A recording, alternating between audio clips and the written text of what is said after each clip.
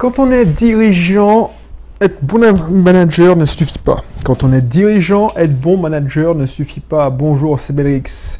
Alors, j'enregistre de lieux assez insolites. J'enregistre de ma location de tartane. Donc, si tu vois que l'acoustique n'est pas pareille, je ne sais pas si tu es sensible à ça, bah, c'est normal.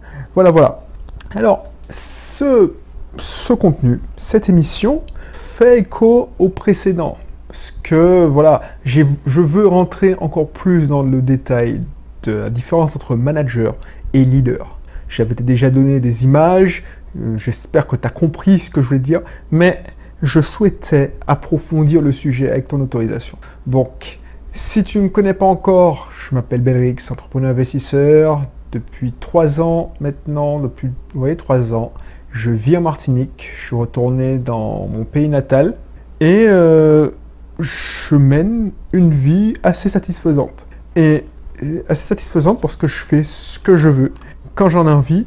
D'ailleurs, c'est pour ça que je me permets de te fournir du contenu quotidiennement et je te laisse souffler le week-end. Voilà. Donc, si tu n'es pas encore abonné, abonne-toi. Et puis, si tu veux en savoir plus, télécharge mon livre sur la dépendance financière et inscris-toi dans un de mes cursus. Voilà.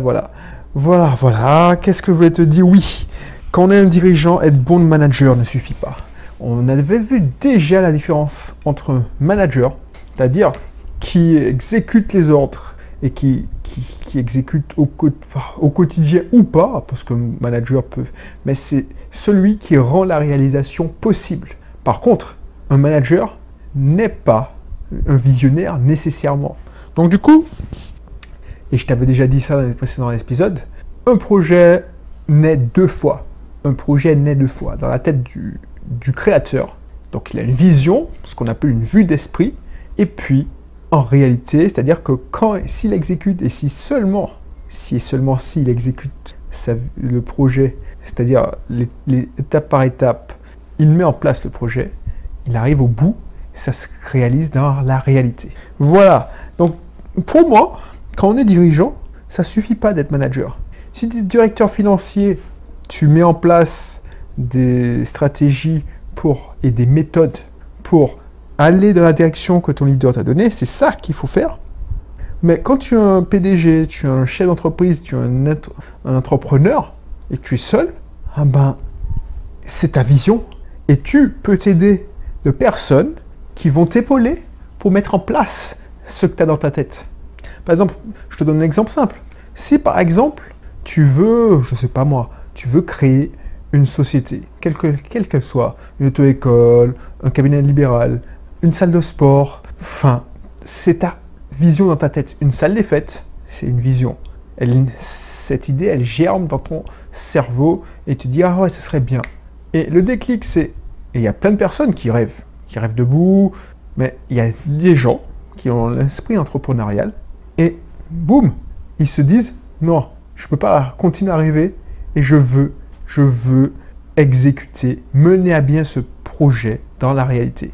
Et du coup, ces personnes-là entreprennent, donc ils veulent transcrire leur vision dans la réalité.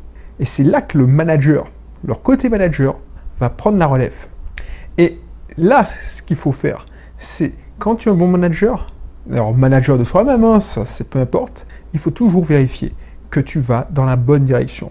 Et ça, c'est le rôle aussi du leader, de vérifier que le bateau, puisque je vais prendre l'image du bateau, pour moi un leader, c'est comme un capitaine de bateau, alors on va dire du 16e siècle, qui veut aller en quelque part, sauf que il n'a pas de moteur, il est tributaire du vent, qui souffle, de la direction du vent aussi.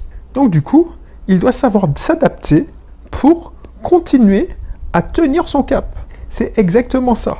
Et si tu veux voir le manager, c'est celui quand le capitaine du bateau dit à tribord tout, tu entends toujours dans les films, tu les entends, il y a un gars qui répète, le second qui répète à tribord tout. Et c'est ça le manager. Il s'occupe et c'est ça la chaîne de direction, c'est-à-dire que le second répète l'ordre et chaque rouage du système, donc chaque lieutenant, enfin chaque sous-officier se débrouille pour que l'ordre soit propagé et soit géré dans son propre système de responsabilité, sous-système de responsabilité. C'est exactement ça. Sauf que il faut qu'il y ait un leader qui donne la direction.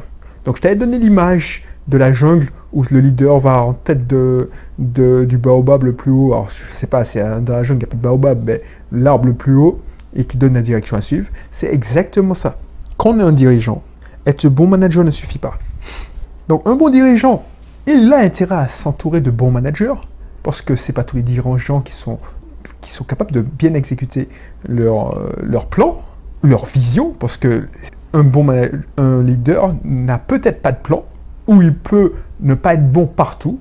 Par exemple, si tu viens me voir, tu connais le métier. Tu connais ton métier, que ce soit moniteur d'auto-école, mais tu t'y connais un peu, en gestion, mais est-ce que moi, je peux t'apporter un plan tout fait, parce que je l'ai déjà exécuté pour plein de clients, un plan tout fait en marketing de communication. Alors, c'est pas communication comme tu l'entends, agence de communication qui vont te... Non, c'est stratégie de communication. Donc, on va en mettre en place et c'est adapté à ton budget. Et c'est ça ce que j'appelle le management. C'est-à-dire que tu viens voir un manager, je peux te donner des idées pour changer ta direction ou pas. C'est toi qui gères. Et puis, on exécute le plan. Tu me donnes un point B, un cap, et on met en place le plan. Et c'est ça la plus-value. Comme tu vas trouver un expert comptable, tu as une envie de créer une entreprise, tu peux travailler avec un expert comptable pour t'aider à transformer ça en chiffres, à transformer ça en business plan, à te dire qu'est-ce que tu dois gagner, combien que tu dois gagner par jour, combien il te faut pour être à l'équilibre, ainsi de suite. Quelle est ta marge quelle devrait être ta marge, excuse-moi. Ça, c'est des managers. C'est des managers dans ton projet, dans ta vision. Moi, j'ai une vision, c'est de t'aider. Donc, je mets en place des outils, des systèmes, et c'est ça ma technique. Moi, je suis quelqu'un qui met en place des systèmes digitaux, automatiques.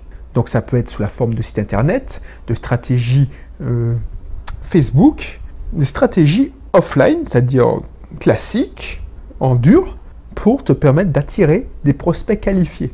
Et c'est ça ma vision.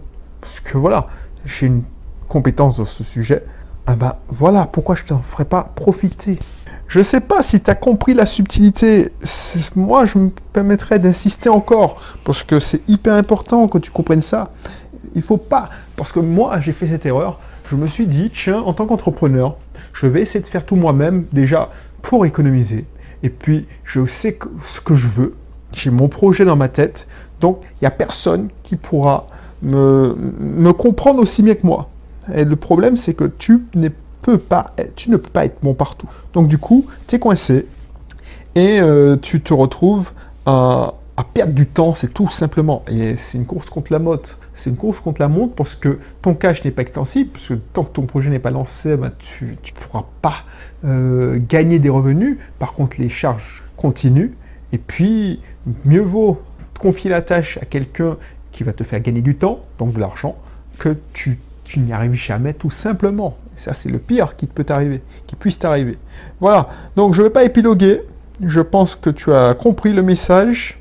Je mettrai dans la description ma formation « Manager sans jouer la comédie » parce que effectivement, être leader, c'est bien, mais il faut être aussi manager. Ça va ensemble, surtout si tu es seul.